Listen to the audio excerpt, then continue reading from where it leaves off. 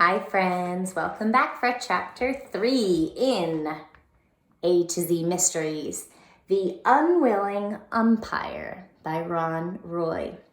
When I left you yesterday, we talked about how we might have a suspect. We certainly have some suspicious children, Dink, Josh, and Ruth Rose, who are wondering where their umpire, who was in charge of the game, has kind of disappeared. And along with him, we also have some missing baseballs, some signed, autographed baseballs. It's sometimes called memorabilia that people hold on to because they're very special and often expensive or memorable for some reason. So our baseballs have gone missing. And here we are back at chapter 3. And you will notice that I haven't been showing you very many pictures because there aren't very many pictures. And while that might seem like a bad thing, I really like when authors, or illustrators, I guess I should say, don't show you too much because it allows the reader to kind of form that picture in their head and use the really good, vivid vocabulary to kind of form that picture in your head, because good readers are kind of always thinking about what's going on. So we know that the baseballs have been taken because not only are they missing, the case, the locked case that they were in, has been smashed to 1,000,000 pieces. So that's something that I kind of picture in my head. What does that mess look like? And I think about broken glass all over the floor, and I kind of make predictions. If you go running through an area that is covered in broken glass, kind of makes me think that there might be some clues that whoever did this might have taken with them. They're going to be maybe covered in glass. I don't know. I can make my own predictions. So again, good readers are always making predictions. So here we are, chapter 3. And again, it's not an illustration, but I do like how our author and our illustrator kind of took the opportunity. It is just the chapter number, nothing fancy, but they kind of put it in a baseball, which is a kind of fun nod to the theme of the book, which is baseball. So a fun little way. Officer Fallon left his position on the field and walked over to the kids. "What's going on?" he said. "Where's our umpire?" "We don't know," Josh said, "but Mr. Pocket's baseball collection is missing." Officer Fallon blinked.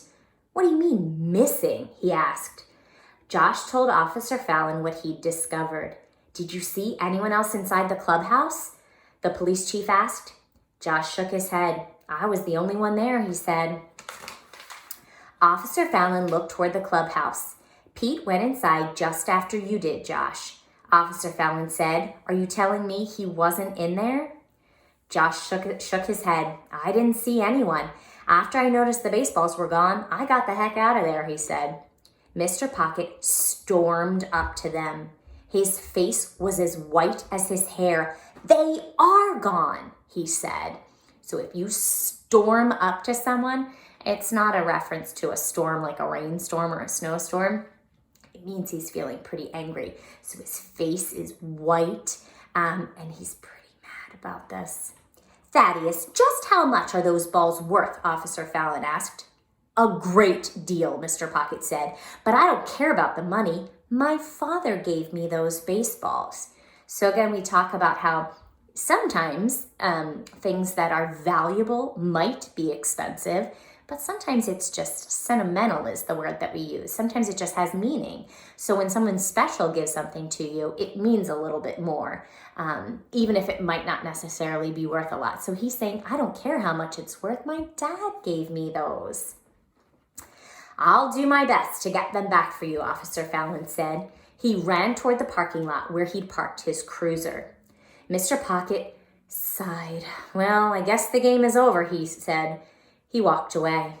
A minute later, the kids heard his voice over the public address system. "Ladies and gents, I'm sorry to report that the game has been called off." There was a pause. Then he continued. "We hope the game will be continued in a few days. We'll let you know as soon as we know more.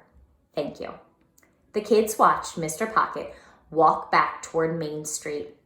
The people in the bleachers began leaving. Dink could hear their disappointed voices as they passed. The men straggled off the field looking confused. Ellie walked over to the kids. "What's that all about?" she asked. "And what's with Mr. Pocket?"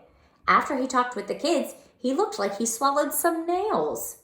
Josh explained. "And Pete disappeared the same time the baseballs did," Ruth Rose added. "You're kidding, right?" Ellie said. "Nope. Officer Fallon just took off," Josh said. "I think he's going to try and find Pete." Ellie looked sad. "Gee, he seemed like such a nice guy," she said.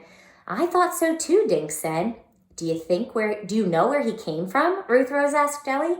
"I mean, we don't really know anything about him." "All I know is what he told me a couple days ago," said Ellie. "He came into the diner for a coffee and we chatted. He said he was heading down south, but he stopped to earn some more money. He's got a trailer parked at the river campground." "But where did he come from?" asked Dink. Ellie shrugged. "Didn't say. But I find it hard to believe that he's a thief." "You know what's weird?" Josh said. "If Pete planned to steal the balls, why did he do it during the game?" "Maybe he figured no one would be in the clubhouse," Ruth Rose said. "I guess he was right." "It seems awfully strange," Ellie said. "Well, if the game is off, I'd better get back to my diner." Ellie hurried away, and the kids walked slowly toward Main Street. A lot of people stopped them to ask what was going on. The kids explained, and the people went away, shaking their heads like they just couldn't believe it. Just as the kids reached Main Street, Officer Fallon's cruiser appeared. In the back seat, staring straight ahead, sat Pete Unkenholtz. And if you are at all familiar, the police officer rides in the front. The bad guys typically get a ride in the back. So there is Pete in the back of the police cruiser. That is the end of chapter 3. Until next time, boys and girls, I miss you and I will see you soon.